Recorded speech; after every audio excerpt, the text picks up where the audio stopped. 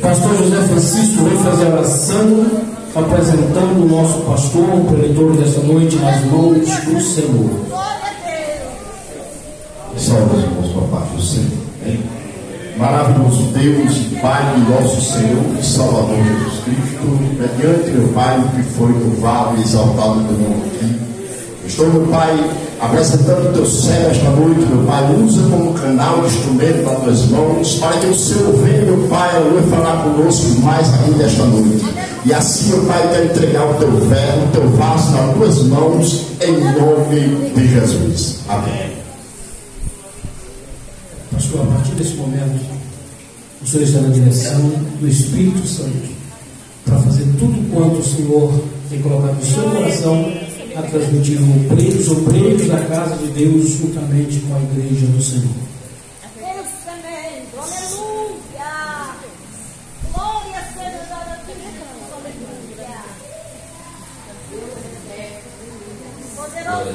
Meus irmãos, saudações de paz a todos. Para mim é uma honra e um privilégio poder estar aqui nesta igreja de valores incalculáveis.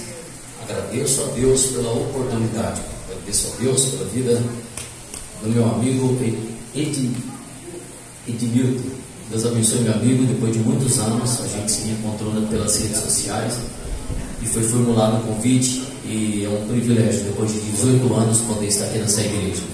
Glorifico a Deus pela vida do santo anjo dessa obra, dessa igreja, reverendo pastor Daniel Alves.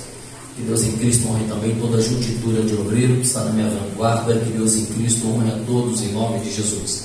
Quantos trouxeram Bíblia, digam amém. Amém. Então prova, levantem-nas para cima, deixa eu ver. Se a Bíblia tiver no celular, levanta o celular também. Aí, eu sou um pastor atualizado. Deixa eu ver sua Bíblia. Segura ela erguida. Eu quero dizer para os irmãos que o livro dos hindus chama-se os Vedas, o livro do muçulmano chama-se Alcorão, o livro dos espíritas é Evangelho segundo o Espiritismo, o livro dos macumbeiros é livro de São Cipriano, o livro do budista chama-se Tripitaka, o livro dos bruxos é livro de Harry Potter, o livro do ateu nenhum, não acredita em nada, vai ter livro para quê? Mas o livro do crente é a Bíblia. Faz assim. Uma senhora de idade, o mês passado, me perguntou: pastor Duílio, se a Bíblia é uma espada, a harpa cristã de corinho é o quê? Eu falei: é o canivete. Aleluia. O crente, em hipótese alguma, pode ficar desarmado. Se porventura entrar um demônio desavisado aqui, vai ser bagaço de demônio para tudo quanto é lado. Cadê a espada da igreja, do crente? Ô glória, a espada do Espírito, que é a palavra de Deus. Glória a Jesus. Os que trouxeram Bíblia, por gentileza dos irmãos, abram-nas no livro de Salmos, de número 23 e verso de número 5. Salmos, de número 23, verso de número 5. Quero trazer a saudação do meu pastor presidente, que sabe que eu estou aqui. Sou da Assembleia de Deus da Missão, pastor Vanderlei Spadanes. Irmão, recebe, amém? Amém. Glória a Deus. Minha esposa sempre anda comigo. Eu sou um pregador que eu não ando sem esposa. Só que hoje é sábado e ela tem um salão de beleza. Ela pegou a irmã que tem um cabelo que vai até a esquina. Então imagina, 4 horas no cabelo da mulher, vai sair de lá umas 8, 10 horas. Infelizmente não deu para ela vir. Minha esposa canta muito. Os irmãos chamam ela de a cover da Lauriette. É uma brasa viva, a gente ora de madrugada junto, a gente ora de manhã junto. É minha parceira, minha companheira. Assim que eu cheguei, já falei para ela: amor, deu 2 horas e 25 minutos de Ribeirão Pires até aqui. Chegamos para a glória de Deus. Ela estava desesperada, mas eu creio que Deus vai preparar uma outra oportunidade para ela estar aqui. Mas se você tem celular, você pode ver ela cantando lá no YouTube, Simone Flamino. Se você colocar lá, você vai ver ela adorando o nome do Senhor. E você diz amém.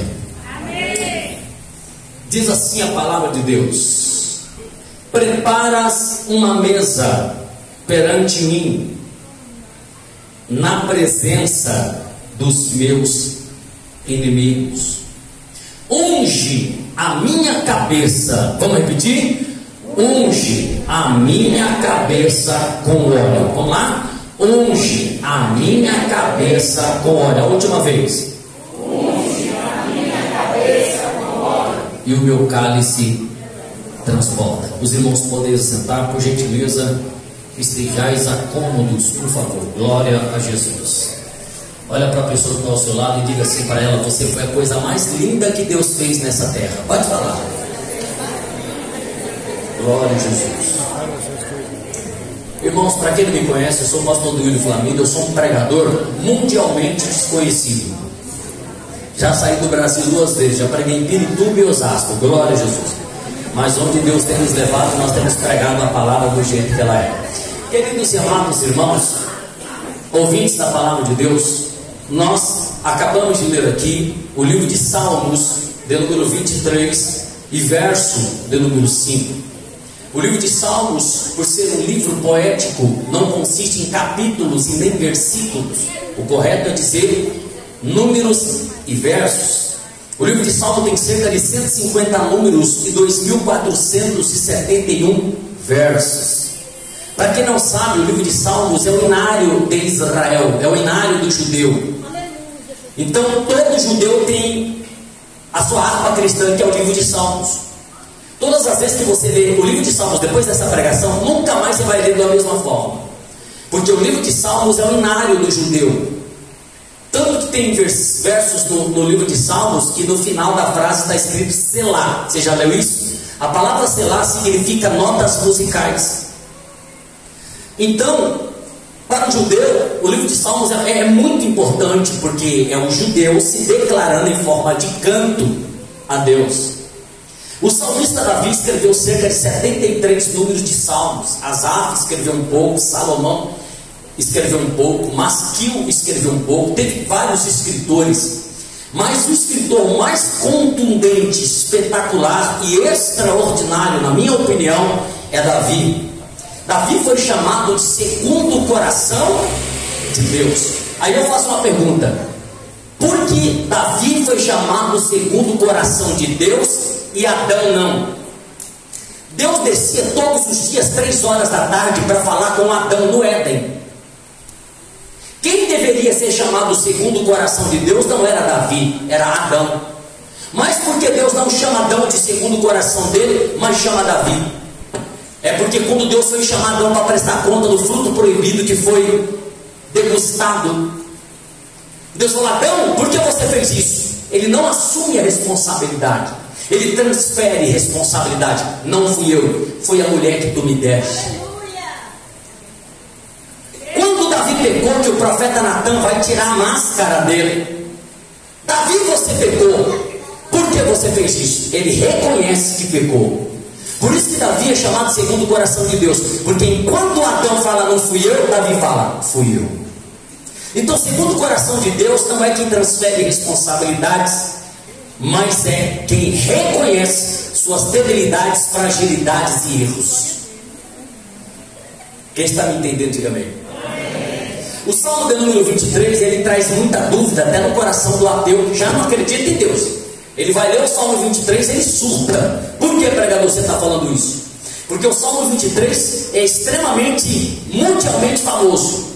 O Senhor é o meu pastor e nada me faltará. Vamos repetir? O Senhor é o meu pastor e nada me faltará. Agora vamos ser sinceros aqui.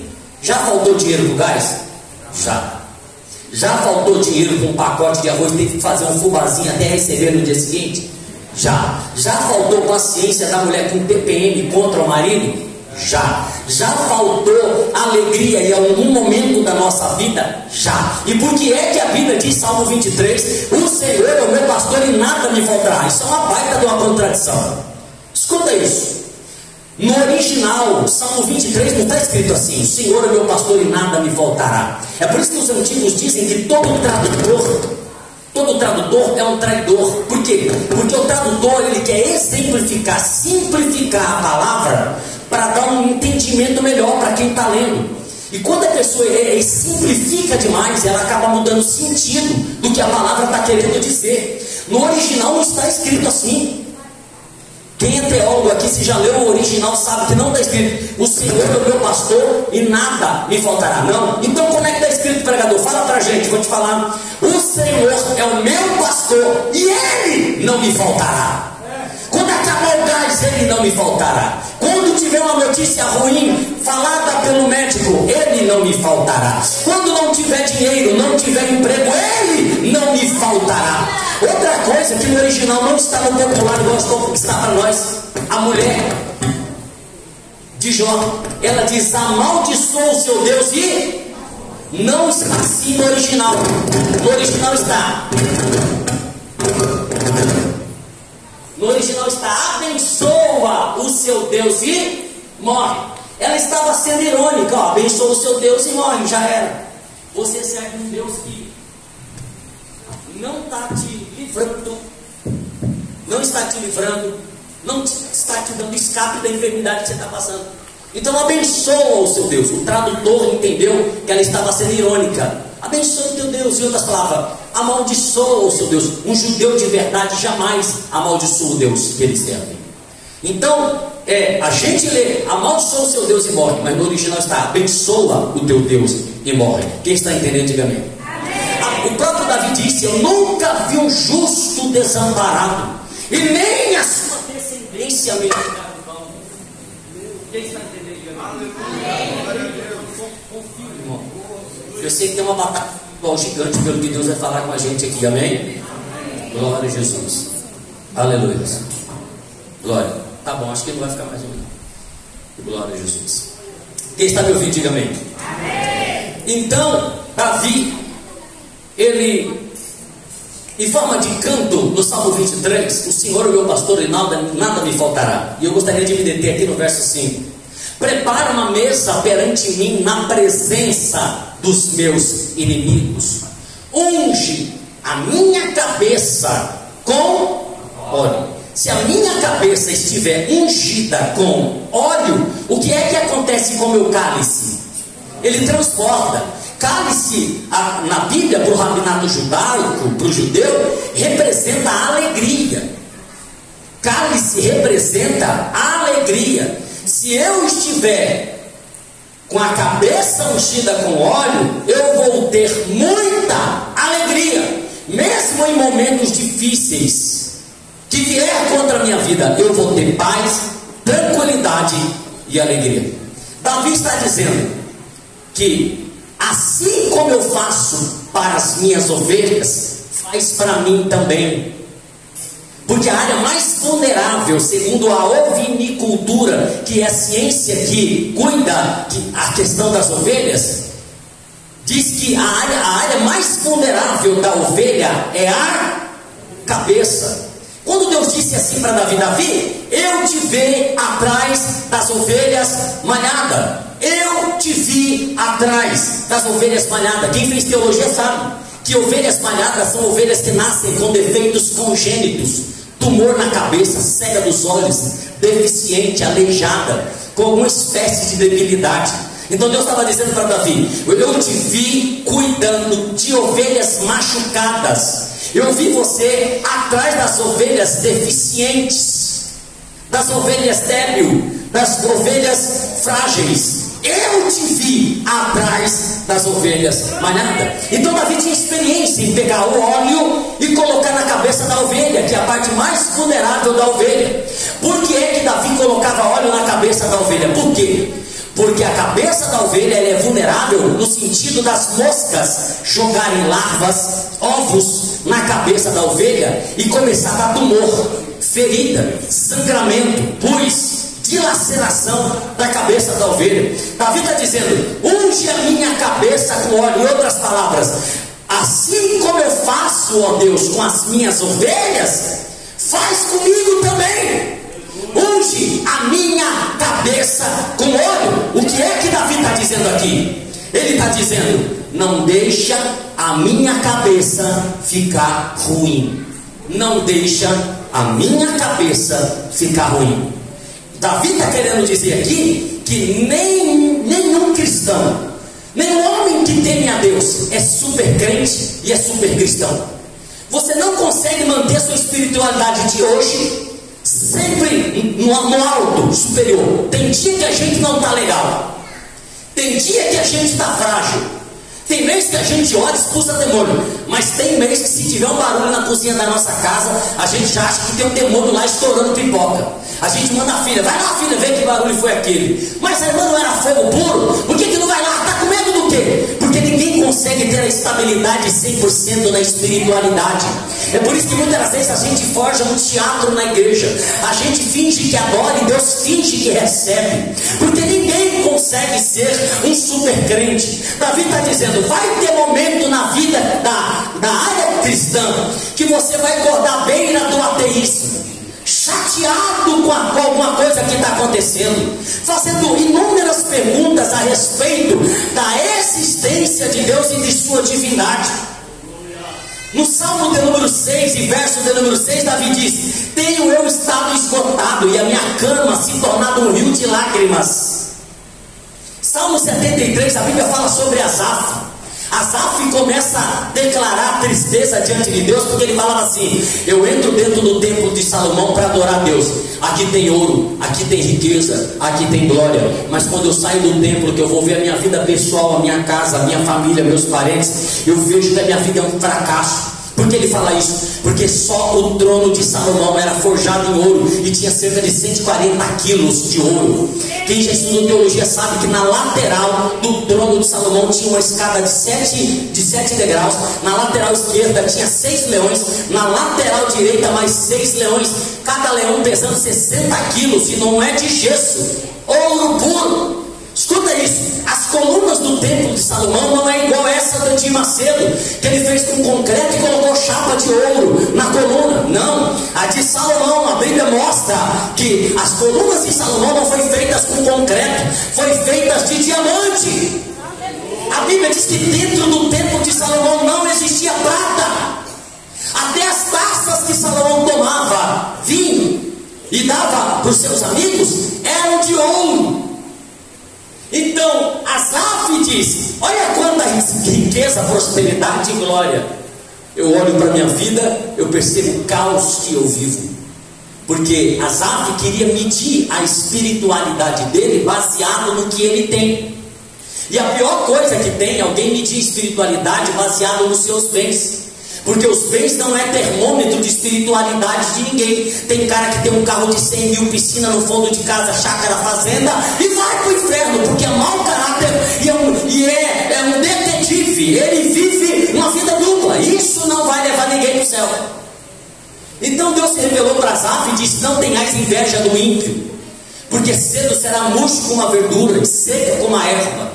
Salmo 73, do 1 até o 14, você vai perceber Asaf falando: eu quase me desviei, mas Deus se revelou a mim dentro do templo. Quantas vezes a gente está com a cabeça desviada, parado, quase não vindo para o culto. A gente veio para o culto e aquele culto foi certeiro. Deus se revelou a nós dentro do templo. Teve renovo, teve lágrimas, teve línguas estranhas, teve profecia, teve sapateado, Pentecoste e avivamento. Oh glória! Davi estava dizendo: não deixe a minha cabeça ficar ruim. Irmão, essa última hora que a gente está vivendo é o pior tempo da igreja. Você conhece alguém que era pastor, desviou da igreja e virou bandido? Você conhece o histórico de alguém que pregava, era uma brasa, depois voltou para o mundo das drogas? Na internet eu vi um pastor, 50 anos de pastor, 65 anos de idade, largou a esposa, que era uma senhora já de idade, e casou com um cara. E esse pastor virou um pai de santo. Ele tem 500 mil de seguidores no TikTok. Ele fala para todo mundo: precisa ser crente, não precisa ir para a igreja não. Eu já fui teólogo e pastor, hoje sou casado com esse homem lindo aqui. Aí eu penso: o que é que passa na cabeça de alguém que teve revelação de Deus, chorava num culto, era cheio do Espírito Santo, contava a revelação para a igreja, orava e via Deus curar através da mão dele, do nada desviou? Davi disse: unge a minha cabeça com óleo, não deixa a minha cabeça ficar ruim. Não deixa a minha cabeça ficar ruim. Você conhece alguém que era uma bênção na presença de Deus, do nada virou gay, saiu da igreja, virou homossexual, colocou vestido de mulher, colocou cílios, peruca e saiu por aí dizendo que quer viver a vida em paz? O que aconteceu com essa cabeça? Ninguém aqui está imune em que a nossa cabeça venha a faltar o óleo. É um perigo. Requer da nossa vida buscar a face de Deus como Davi. Unge a minha cabeça com óleo. Cabeça seca é crente desviado. Cabeça seca é vulnerável para a rasteira de Satanás. Cabeça seca não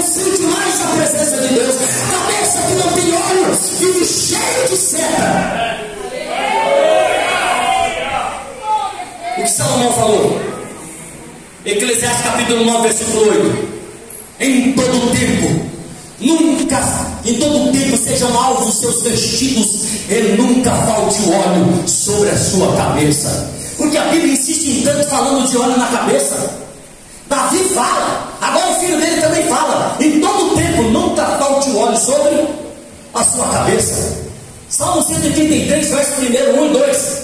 Ó, quão bom e quão suave é que os irmãos vivam em união. É como óleo precioso que desce a cabeça e escorre pela barba de quem? Barba de Arão. Cabeça fala de pensamento. Barba para o judeu representa a responsabilidade. Pensar com responsabilidade. Quem está com a cabeça seca, sem óleo, não pensa com responsabilidade, não age com responsabilidade, não toma atitude dentro das responsabilidades da palavra de Deus. A palavra que o crente ortodoxo mais utiliza na igreja é a palavra santidade. Sim ou não? A gente está na consagração de manhã, irmão, Deus quer a gente santidade.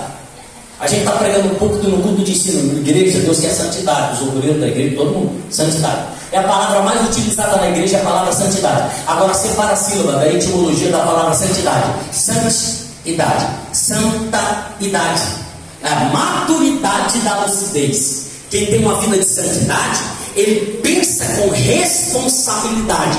É a maturidade da lucidez. Vota melhor, é o melhor obreiro, é o melhor marido, é o melhor esposo, é o melhor filho, é um melhor amigo, é um bom pagador. Isso é ter óleo na cabeça, pensar com responsabilidade. Quem está entendendo o que Deus está falando? Diga glória a Jesus.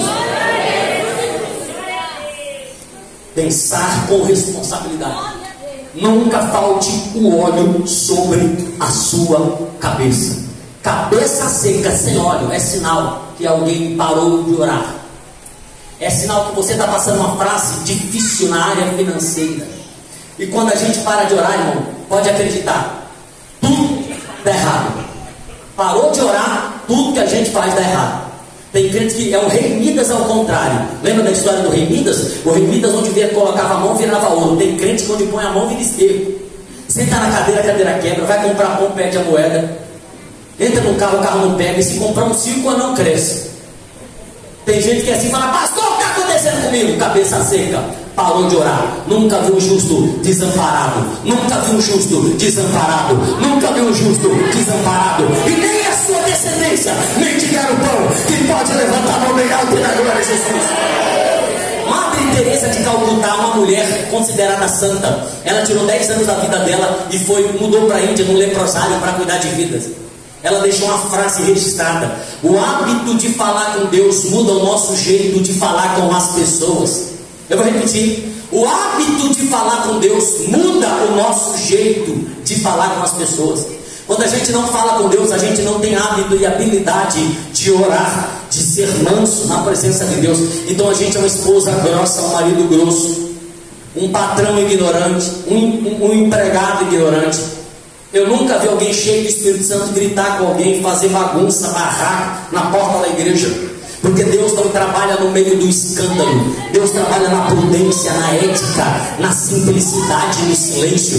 O silêncio responde até aquilo que não foi perguntado. Tem gente que está querendo vencer a batalha falando. Quem vence a batalha falando, irmão, é advogado. Você não é um advogado da igreja, é Jesus. Ele vence falando. Ele é o leão da tribo de Judá. É Ele que decreta, é Ele que fala, é Ele que faz, é Ele que julga, é Ele que vence as batalhas por nós. Eu sempre falo que o crente que não ora, eu comparo ele ao balão que tem 5 características: vazio por dentro, sedutor por fora, não vai muito longe, pode cair a qualquer momento e por fim acaba se queimando. Está cheio de crente se queimando por aí. Por quê? Porque parou de orar. Irmão, Deus não quer ver você queimado com os crimes, com as coisas erradas, mas Deus quer te queimar pelo fogo do Espírito. Deus quer que você seja referência na terra. Ultimamente Deus quer mais que você seja um exemplo do que você pregue. Quando você vai pregar para alguém que não é crente, o que a pessoa fala para você? Eu quero saber de crente o quê? Perto da minha casa tem um pastor que agrediu a esposa. O outro vai falar assim: perto da minha casa tem uma irmã que comprou um produto da Avon, tem 2 anos e não me paga. Toda vez que você vai pregar para alguém sempre vai falar mal de um crente. Então tá difícil você evangelizar alguém, porque ele já tem argumento para derrubar você e calar você. Há 10 anos atrás, os pregadores, eles começavam a evangelizar, pregar. Hoje a teologia fala assim: por mais que você vai evangelizar, você consegue ganhar mais almas com o seu exemplo do que com as suas palavras. Porque o ímpio lá fora não quer ver o quanto você tem a capacidade de falar bem, mas se resistir ao diabo para que ele fuja de você e você seja um exemplo para ele. Quantas pessoas deixaram do pecado porque olhou para você como exemplo e quis aceitar Jesus? Deus não quer apenas resolver o seu problema, e sim resolver o que o seu problema causou em você. Eu vou repetir. Deus não apenas quer resolver o seu problema, mas Ele quer resolver o que o seu problema causou em você. Pastor, eu sou revoltada com meu marido. Meu marido é muito ignorante. A mulher sábia edifica a sua casa. Tiago diz que a mulher ganha um marido sem palavra alguma. A ciência fala que a mulher carece de falar por dia 33 mil palavras e o homem 13 mil. Porque a mulher, ela é diferente do homem, porque ela resolve problema falando e o homem resolve problema calado.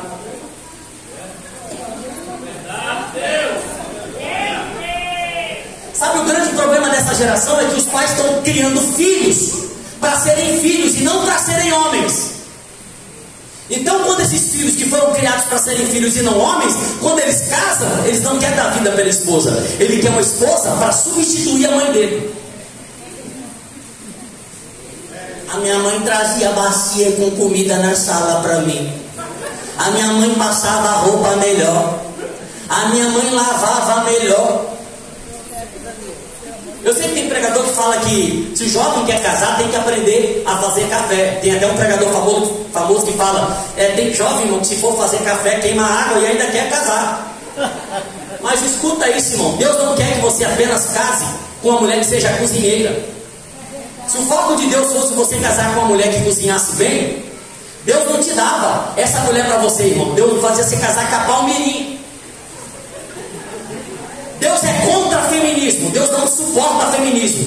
Feminismo desagrada a Deus, mas Deus também é contra a mulher ser a média, ser a escrava da casa. Quem está entendendo o que Deus está falando, diga amém.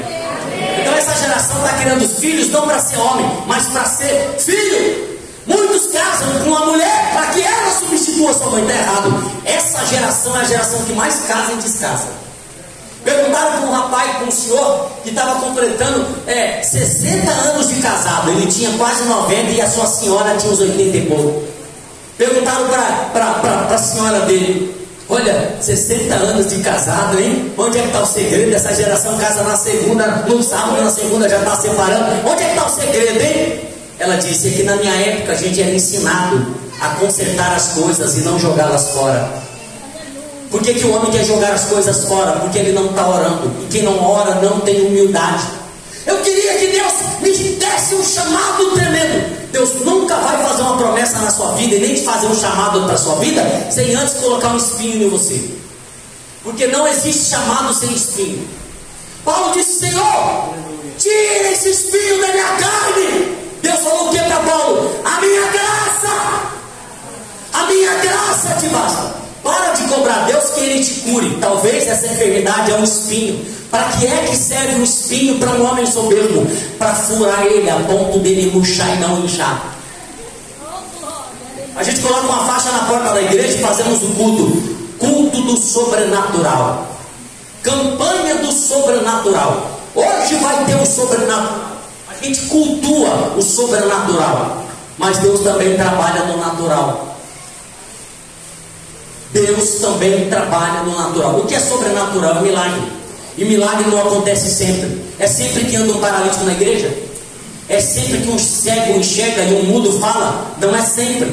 Porque o excesso de milagre enruga a fé. Imagina um cara que desviou da igreja, foi beber no boteco, pegou cirrose, olha o tamanho da barriga dele, de 9 meses de cachaça. Aí ele vem para a igreja, Deus dá um milagre para ele. O que ele faz? Volta para o boteco de novo. Quando voltar a cirrose, ele vem para buscar um milagre. O excesso de milagre enruga a fé e faz a pessoa não querer temer a Deus. Milagre é espaçado, não é todo dia. Então tem muita gente que fala, eu quero buscar o sobrenatural de Deus, mas Deus pode dizer para você, Ele faz sim o sobrenatural, não no tempo do homem, mas no tempo e na vontade dEle. Mas Deus também se manifesta no natural. É natural você ouvir um médico mandar você tomar um remédio para ter uma qualidade de vida melhor, porque se Deus quisesse ter te curado, Ele já tinha curado. Ele não cura porque não quer, ou porque não é o tempo dele curar. É natural Deus usar uma mulher, uma mãe, para repreender a filha, para ela tomar jeito na vida. Ah, mas a minha mãe não é evangélica. Deus também não. Deus é vento, e o vento sopra onde Ele quer. Se Ele faz sobrenatural, eu dou glória. E se Ele não faz, eu dou glória do mesmo jeito. O que não é natural é o filho usar droga, está desviado da igreja. Sabe o que é natural? É o filho vindo para a escola dominical, de mão dada com o pai e com a mãe, e você vivendo uma vida natural. Porque essa é a naturalidade da vida. Casar, ter filhos, procriar, viver bem e falar de Deus. Deus não dá promessa para ninguém sem antes primeiro colocar o espinho. O espinho é o equilíbrio entre a nossa soberba e o nosso caráter. O espinho vem para Deus nos equilibrar, para nos colocar no eixo. Quem está entendendo, levanta a mão bem alto que está no eixo. O maior problema do coxo em Atos capítulo 3 não estava nas pernas, e sim na mente dele. A mente informa que a mente, ela informa as pernas para dar comando para as pernas. E uma mente doente, uma cabeça doente, não consegue mandar comando para as pernas. Porque antes de Deus curar a sua perna, Deus vai curar a sua mente. Mente doente, cabeça seca, sem olho, vulnerável às moscas do diabo, para lançar setas e heresia, para te afastar dos propósitos de Deus. Então nessa última hora a igreja tem que tomar muito cuidado, não permita em hipótese alguma ficar muito tempo sem olhos sobre a sua cabeça. Olha para o irmão que está ao seu lado e diga assim para ele, não permita ficar sem o óleo sobre a sua cabeça. Hebreus capítulo 1, versículo 9 diz assim, quem quiser acompanhar: amaste a justiça. Vamos repetir? Amaste a justiça. Vamos lá. E aborreceste a iniquidade. Por isso Deus, o teu Deus, te ungiu com óleo da alegria, mais do que os seus companheiros. Se você amar a justiça e aborrecer a iniquidade, Deus, o teu Deus, te ungirá com óleo da alegria, mais do que os seus